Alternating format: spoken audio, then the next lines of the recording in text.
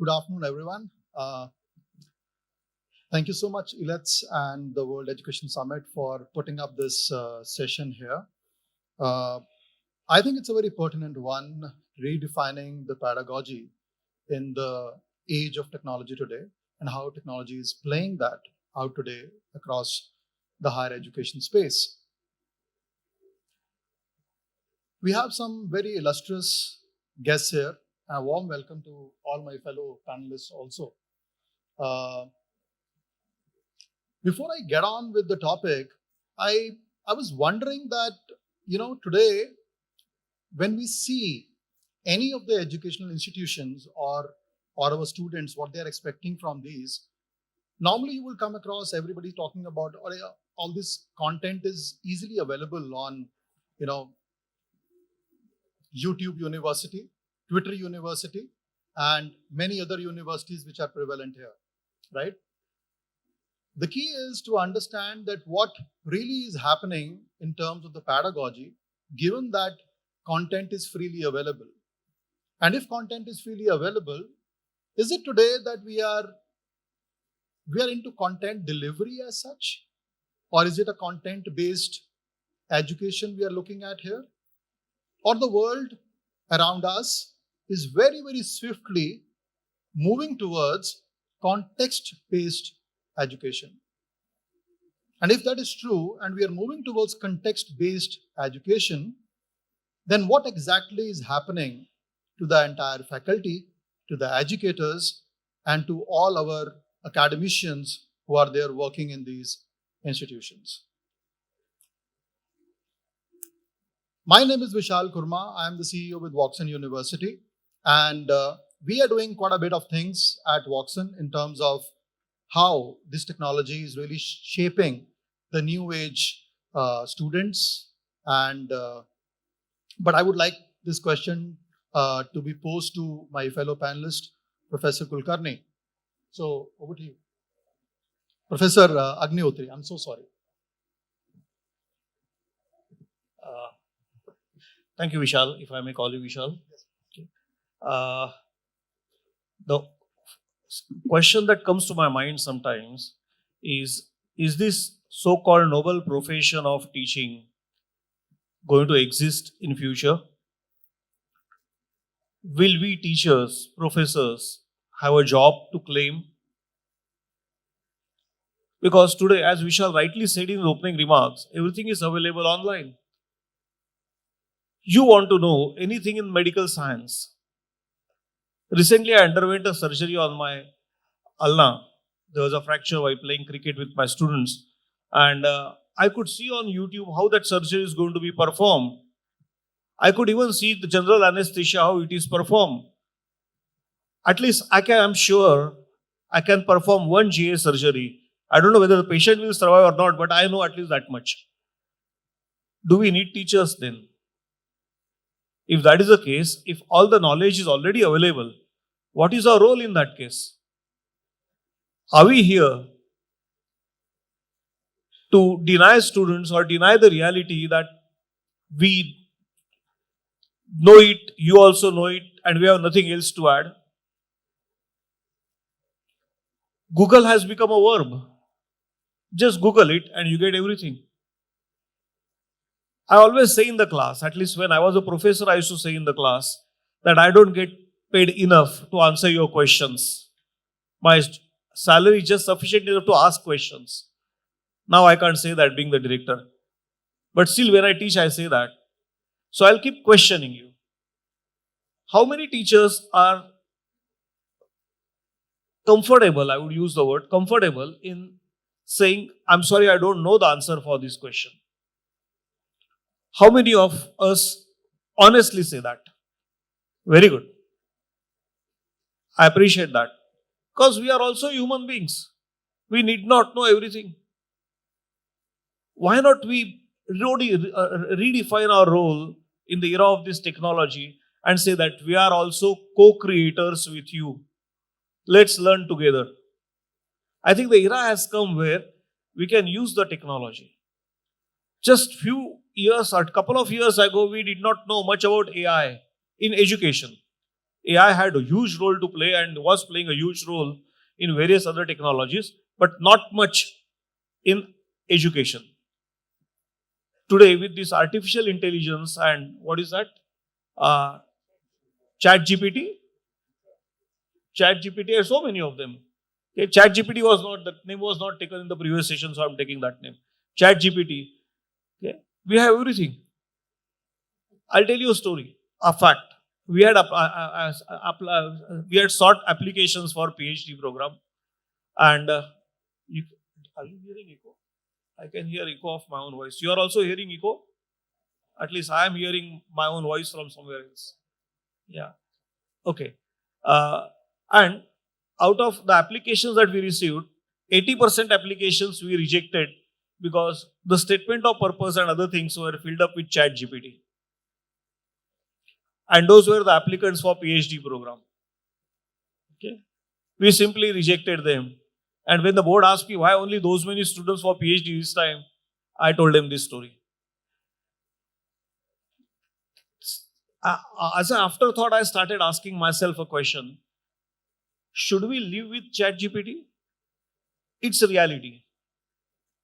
Why deny ourselves that there is a tool called ChatGPT available now? We have two choices. Either deny it and stay in the complete state of denial. It's a very happy state always.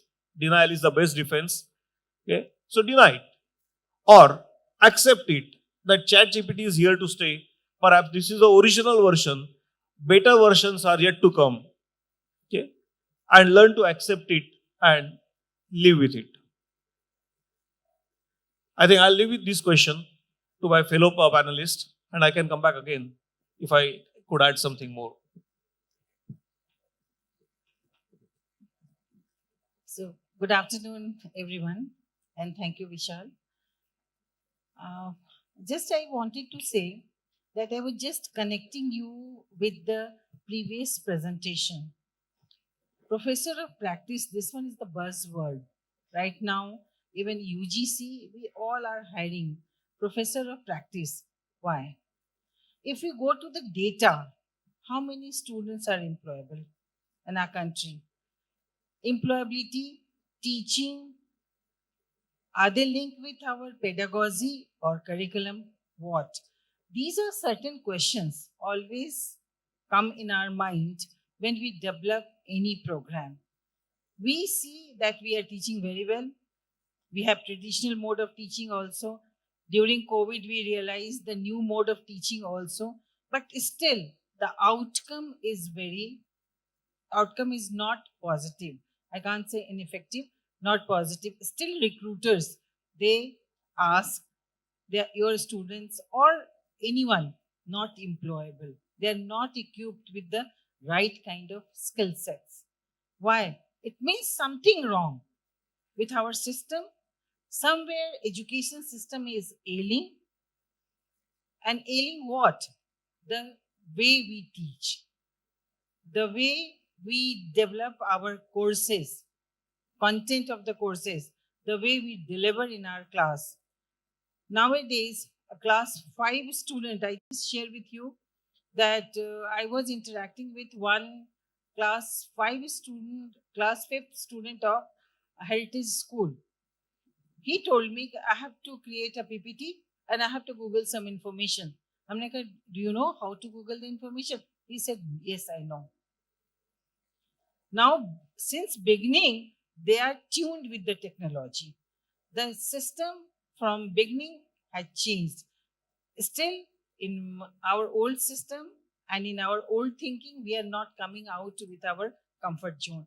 So this session, like right now, I think it's very important for me redefining pedagogy, because your pedagogy is linked with your curriculum development, how to teach, what to teach. Even sometimes I feel when to teach, in classroom or outside the classroom. This professor of practice concept, I was just interacting with one of the professor, one of the corporate person. What he told, you people are teaching traditionally the Maslow's hierarchy. It's a very old concept in organizational behavior. How many corporate people, they are using Maslow's hierarchy as a tool for motivation of employees? There is a contradiction. But still you go and find out in Japan, the Toyota is still uses Toyota master's hierarchy for motivating their blue collar people. Somewhere industry exposure, use of technology. Professor talked about chat GPT.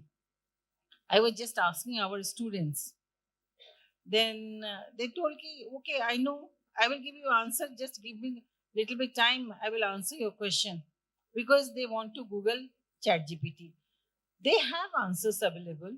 They have information available, abundance of information. But are they a lifelong learner? Are they taking something for their life? Are we creating a responsible citizen of India? These are certain challenges we have in our education system. And I think today, after deliberation, discussion, right now it's just a introductory kind of, maybe I'm sure we will come out with certain positive outcomes to as a takeaway from the session. Thank you. Thanks, Dr. Shahi, for putting it together. Of course, today, I think a lot of content is very much available on the YouTube University and the Twitter universities. But then still, I think somewhere, as you rightly pointed out, and Dr.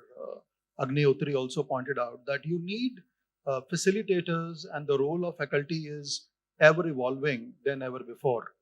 And that evolution of faculty, academicians, is now changing towards being the guides, being the mentors for those students, to help them understand the context of that learning which is available from these online universities, so to say. So while we say this and while we understand all of this, one another key thing which also comes to our mind is, I mean, you must have seen that the kind of change which is going through in every industry. And if you look at this industry, the higher education industry, the change we are embracing probably in this industry is probably the least. And that's not something we should be proud of, isn't it? And if we see that the change is not something which we are embracing as we should be, then why do we even say that change is the end result of learning? We are making the students learn, and we are making the students, everybody, whoever is there studying, they are learning from us as an institution. Change is the output, and we are most averse to that change, which is such an irony. And that takes me to the next question for Dr. Shahi particularly.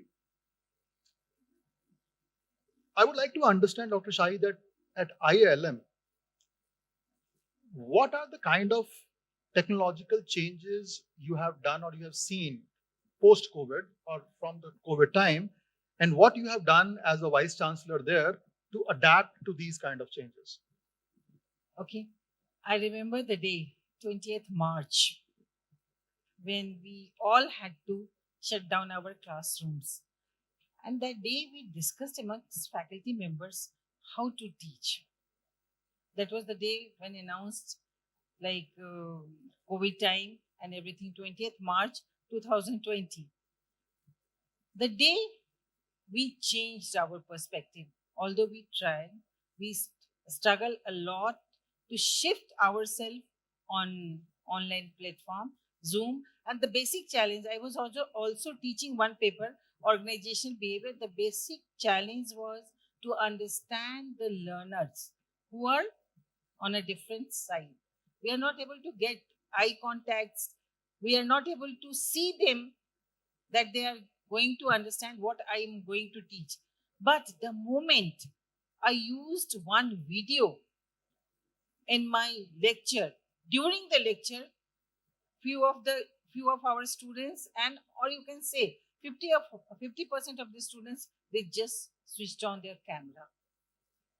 It means that day I decided, and I took a faculty development program immediately online. You have to change the curriculum, not curriculum, pedagogy, and slightly we have to change our curriculum also. We have to move, we have to create high synchronous and asynchronous in our courses. The kind of storytelling, the kind of video clippings, gamification, breakout rooms. I think you all have used breakout rooms during COVID period to teach students. We were not thinking we can create a team building, team presentation through technology. Technology is enabler for us. And post-COVID, we have changed everything. Now they all are trained. Still few challenges I have. I was discussing before the session with our professors and co-panelists. Still we have certain challenges to upskill or sometimes reskill our faculty members, but still we are on a comfort zone to train our students. Gamification, simulation, these are the ways. Quiz. Technology has given us different, like what I can say is a kind of COVID has given us a different platform to work on and think differently. Curriculum, what was the curriculum? I was teaching in class, going on board, and I was giving certain question answers. That was done. And then I was asking questions just to maintain the active classroom. But now classroom is engaging. Not only active, they all are engaged because of different pedagogy which we use. Just a simple flipped classroom. Now we are using, I think all of us are using flipped classroom. What is flipped classroom? We are giving cases, videos to our uploading on the LMS, on our learning management tool. They come prepared and we'll discuss in class. This is the way we have to use. Gamification we have to use. Rather than asking question one-to-one, we can give a problem. They can come up with a statement. So post-COVID, I think we all are changed and we are using technology as an enabler. And the most important part is I'm very happy we have implemented online assessment also, and that gives us data, analytics about our student, slow learner, fast learner, that can be part of the bell curve. So we can identify the gap and provide solutions.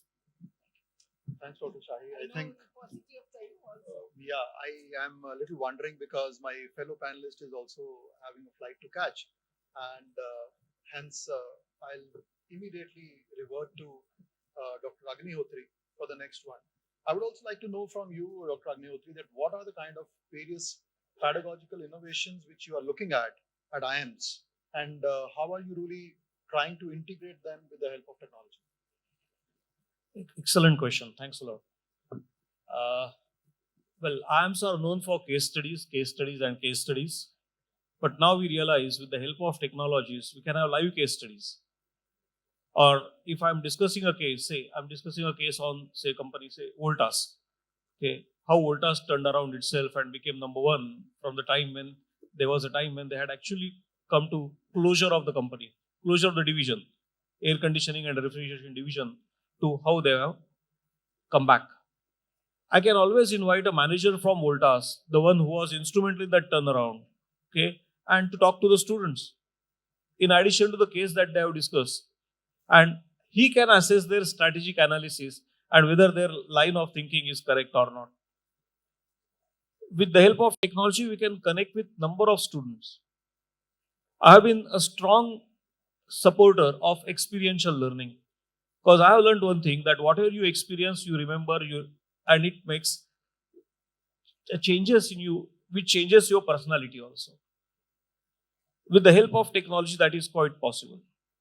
We can make use of simulation games, and simulation games couldn't be better without technology. I had played simulation games in Germany way back almost 25 years ago, but hardly any computerization was there that time. But now with the help of computerization, the live data can be fed, the latest data can be fed, and each team playing in that simulation game can be given the real-time feedback, and the learning can be far more effective. Of course, we all know since the VSAT was launched way back in 2003, actually the technology impact has started. We have started seeing the impact of technology. We could reach out to far remote places in India with the help of technology, and we could take lectures. Okay. So students, I remember, Calcutta is one of the pioneers in this use of this technology. We used to have classes in the evening, 6:45 to 9:45, where working executives from different companies to come and attend in different places all over India. And they used to enhance their learning thereafter. But let me go to the next question, next part of that question on pedagogy. We also need to see that we have to shift from lecture method. Lecture is a big no-no everywhere. Okay, why not we make it participative discussions with the students? And that's where I go back to my original question. Why not we go to the student and say that I am also learner with you. Let's learn together. So basically, it's from academic. Can we go to academic as well as social aspect of business? If you give me 1 minute, I'll tell you one. I would like to say one story over here. One friend of mine had come from the US. He was a teacher in one of the business schools there. He had come with his family, and I was accompanying them in some places. I remember we were at Agra, and his 7 years old son was holding a toothpick in his hand for 45 minutes, searching for a dustbin. 7 years old son. Because how can I throw that toothpick anywhere else? That has been taught to him in his school. That's the social angle. If you have traveled to the US, I went to US only once, but that journey was, especially the air journey, was changing my personality. I saw the way we have seen India, how we get down when the flight lands. We are all eager to get off the plane, as if there is a fire in the backside and we have to get down hurriedly. We don't worry about the passenger sitting in front of us or passenger standing in front of us. We take the bag, okay, and still, sometimes we harm that other passenger also. But we are all eager to get out of the plane. What I saw there was basically amazing. No one gets up, row by row. First, the right hand side, 3 people will go. Then the left hand side, 3 people will go. Only when the 6th person has gone from the first row, the next row will get up from the same direction, and they keep waiting patiently. And that's what I say, the social aspects of education. We are not here just to teach the syllabus. We are not here just to teach whatever that is there in the prescribed in the books. We have to redefine our role, and that is, we are creating not literates, but educated people who also have social conscience. Okay? Then it need not be monodescriptive, but it should be transdisciplinary or even multidisciplinary. Initially, I remember at one point of time, I got special in marketing and strategy. So strategy area wanted me to teach some courses in IIM Calcutta, and marketing department had objected. How can a marketing faculty teach in strategy area? But today we now know that most of the knowledge, especially those in industry would know, is interdisciplinary. Okay? And we have to have a focus on interdisciplinary learning in the classroom also. We need not be technocratic, but we should be participating. Technology will enable us to do that. Why lecture? Send a lecture to the students well in advance. Show them the films. Ask them to come and discuss the film. There are so many good films. Okay? Say Lagan for that matter. There are so many leadership stories about it. So let's discuss about it and let's see what evolves out of it. Okay? I was just listing certain things. Why be predictive? If this is what I want to teach, why not be exploratory? Let's see what exactly emerges at the end of this class. And that's how original thinking can come in. Okay? And lastly, why be certain about the learning outcome? Why not be uncertain? And let's appreciate and love this uncertainty in learning. Because we don't know what we are going to face tomorrow. We have to prepare our students to face this uncertainty. So let it start from the class. Thank you. Thanks, Dr. Agnihotri, for the enlightening piece on what innovations you're trying to drive at IIMs. We at Woxsen University also have been doing a lot of these initiatives, particularly towards the application-based learning, I would say. The curriculum which we focus at, across all the disciplines we are talking about, we have 7 schools under the umbrella of Woxsen. And we're very proud to share that the entire curriculum delivery which is done by our faculty is just about 50-55% odd, which is theory based, And the balance, everything is completely hands-on, experiential, what you can talk of. Now that is aided by various technological interventions which are there. Uh, we go with the case studies as everybody is talking about. Flipped classrooms again, which has been very well spoken and covered by Dr. Shahi as well.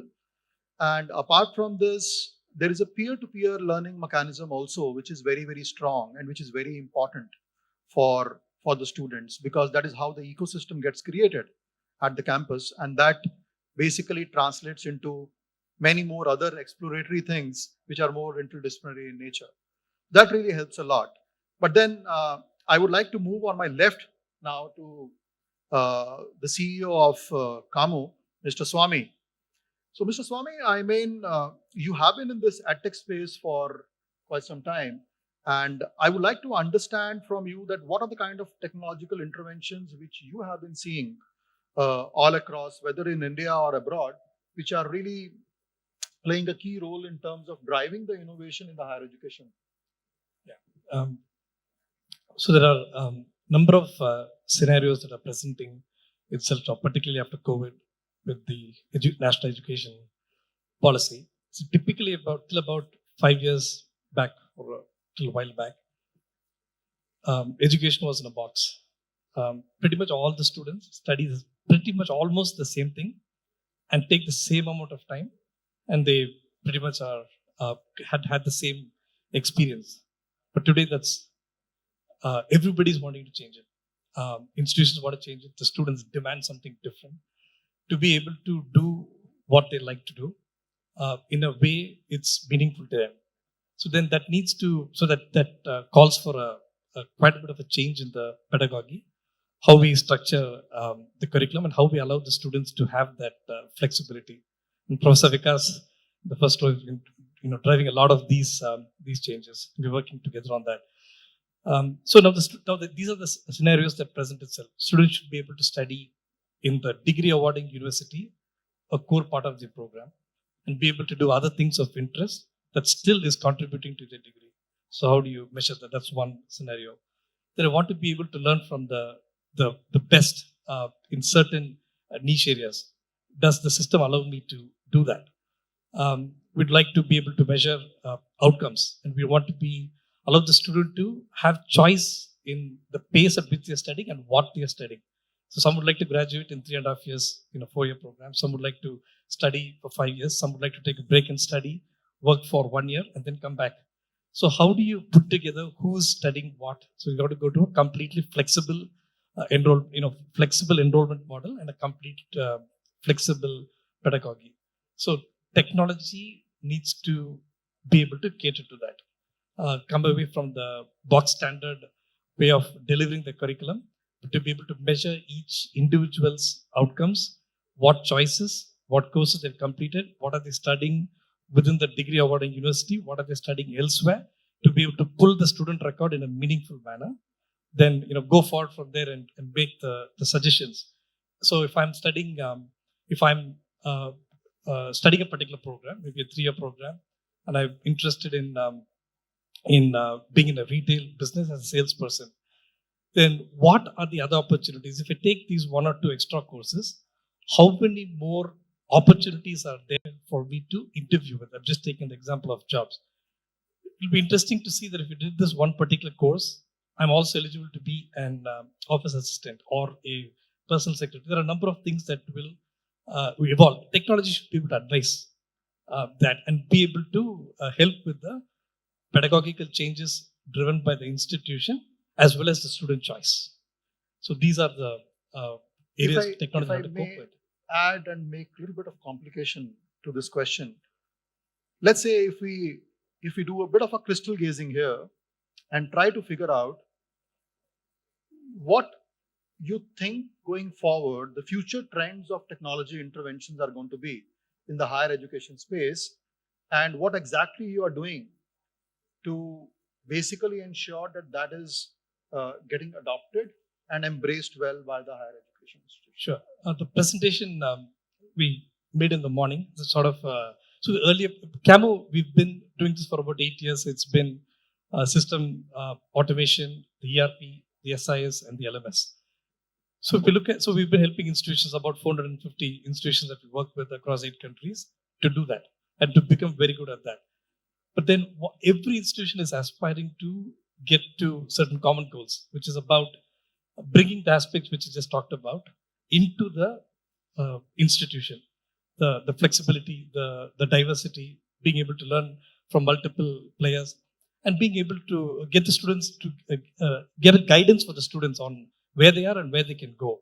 So we built the platform to sort of give all the best of courses that are available online for the students to be able to choose. And then again, there's a problem of plenty. If you open up 20,000 courses, they're not going to study anything. To be able to put that into a box, to be able to guide it as a scaling pathway, of course, there will be in the future.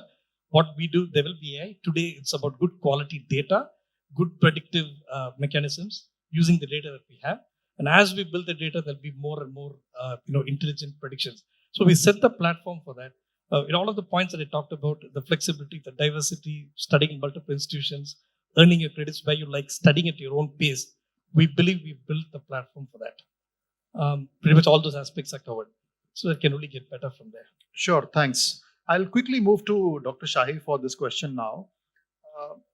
In the various trends we are looking at in terms of technology, you also see that there is a little bit of an undercurrent of the NEP, which is coming into the play.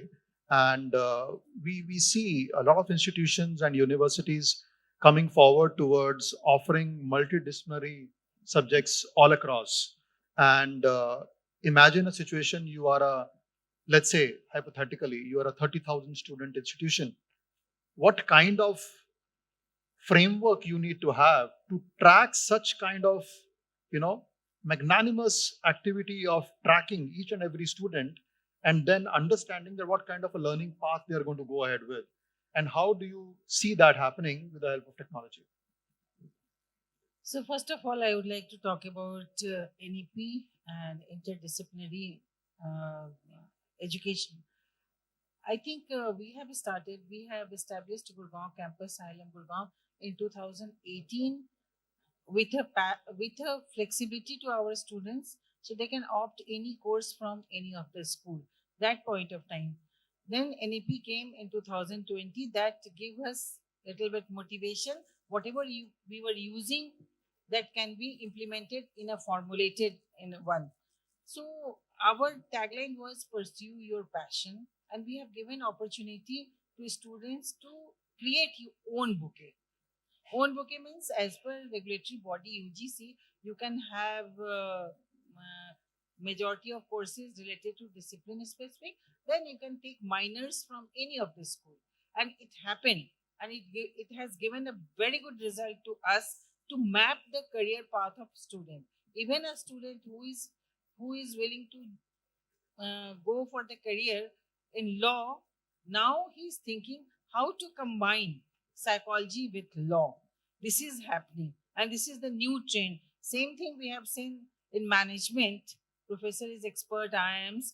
Now, majority of students, they went for major specialization, marketing, finance, strategy, and OB, but minor they have chosen from psychology or law, so they can integrate their product development, the regulatory bodies, and the psychic of consumer behavior. So now the trend has completely changed. Now the second question which he asked, to understand the learning curve of each student, I think we have done. We don't have 30,000, but whatever students we have in our new university, through learning management system, we are trying to map from beginning as like a regular assessment. Suppose we have 60% internal, and the moment we have completed one internal assessment, we upload on the LMS, and then we have analytics for that, who has scored what, and accordingly we can design or devise some interventions either in the mode of tutorial or some extra class to uplift the student. That's really wonderful. Yeah. That's amazing. This is the way now we are mapping. Wonderful. I'll quickly, in the interest of time, I'll move towards the next section here. Two facts for the audience here. First of all, the gross enrollment ratio we all know is at 28% odd, right, in the higher education. Second thing, all the institutions would understand that technology basically is a horizontal capability, right? It cuts across all the functions, everything what is there in any of the universities, whatever they're running, right from the admissions to faculty to delivery, pedagogy, rubrics, mechanism, etc., all of that. Even so, it comes to the point where it touches the academia industry gap also. So my quick question, 1 minute each to each of the audience here, my panelists here, that what do you see the technology interface is going to be, which can really help in your institution towards bridging that industry academia gap? I will start with Dr. Agnihotri, please. The technology has come to help to many institutes, like IIM Sirmaur, in number of ways. There are some institutes which are very remote and difficult to reach. So company officials are not interested in coming over there. Invite them for guest lectures online. More or less same impact you have, same effect you have, same learning you have with the students. We have classrooms wherein we can connect 5 or 6 destinations simultaneously, and we can have video conferencing. And there can be two-way conversation. We have to accept it. We have some partner institutes in France and Singapore. So we can have joint sessions for all the 3 institutes there. And that's how we can use technology for the benefit of our students in different ways. We have to see what are our requirements, and accordingly we have to choose one. There cannot be one size fits all. But as per our requirements, we can use one. Thanks. Yeah, thanks. Moving to Dr. Shahi here. I told you about 26% earlier, 28%, 26% is whatever gross enrollment ratio is. Now, if you think that industry academia gap we are able to fulfill, and how do you really catapult this percentage from 28% to, let's say, 50% in the next, let's say, 5 years? So what are your thoughts on that? The only answer is to involve industry in your academic development, starting from curriculum design to delivery, and final outcome is placement, where you can invite also industry people to assess the employability skills of your student. Even being a part of academic institution, we don't know how dynamic our world is. Next few years, what kind of product will come to industry, we don't know. AI, ML, and everything. So industry input is required from curriculum development to assessment. Even after internship, your students needs to be assessed by industry people that for the right kind of skills and employability. Very well said. Assessments and skill mapping is the key, as Dr. Shahi pointed out. And I'll move to my last panelist here. So, Mr. Swami, what do you think about it, that assessment and skill mapping? So how do you come into the picture for these things? So obviously there's technology to execute all of that, like Professor Sai said. But very simply put, technology has become now infrastructure, not a tool or an option anymore. It's simply there. Now there are other frameworks like the accreditation framework, like NAC and NBA, that demand data in a particular way. So that's driving for a different purpose, driving to better quality of data. So with that quality of data, we need to benefit from that. So in a nutshell, understand the students' capabilities much deeper, every individual, rather than a very traditional opinion of what a class is like. So get to a deeper understanding, and from that, drive the pedagogical changes and improve the teaching and learning processes based on data. That's with the systems we have in place today, it's available on your face all the time. So if we can take that, make that cultural change or behavioral change to see data to make those decisions and consistently improve, that would be, it'll serve the students. Great, thanks to my all panelists and Mr. Swami also. I would open the panel for taking any of the questions if you may have. We'll have 2 questions, and yes, we can have 2 questions, please. Yeah, over to you. The gentleman at the back. My name is Rahul Chauhan and I am from Gujarat, Parul University. My question is that in morning I heard that the NEP is more based on the foreign culture and the foreign education, we are saying. And as a madam they said that once, and NEP also said that one students can learn different courses. If they found arts, science, commerce, they can go. But my question is that in future, after 20 years, when I will be, for example, a director and one profile came for the faculty, then he has done arts, science, commerce. Then he is a faculty of which subject? Because in foreign, they are too much particular about the subject. In finance also they have behavioral finance, in the arts, in the accounting and everything. But in after 20 years, when somebody will come with this different domains of background, then arts, science, commerce, then which subject he is particular will teach to the students. This is from the faculty, like which domain faculty he or she will have. This is future question from my mind. That's the question? Yeah. Thank you. So I just, if you remember, I talked about we have to follow the regulatory bodies also. A student who is willing to join, willing to pursue career in finance, he will have majority of courses from finance, a certain credits that student has to complete. Out of, I can give you example, suppose 135 credits in a course, 3 years. 80 credits he can go for finance. Rest credits you can have skill enhancement, ability enhancement, plus in the form of minors, you can select subject which can complement your finance knowledge. I'm telling you, I was like student of psychology. Graduation, post graduation, I studied only psychology. Now I'm an administrator. I have to take decision. I don't know finance. I don't know critical thinking. I don't know design thinking, how to expand our organization.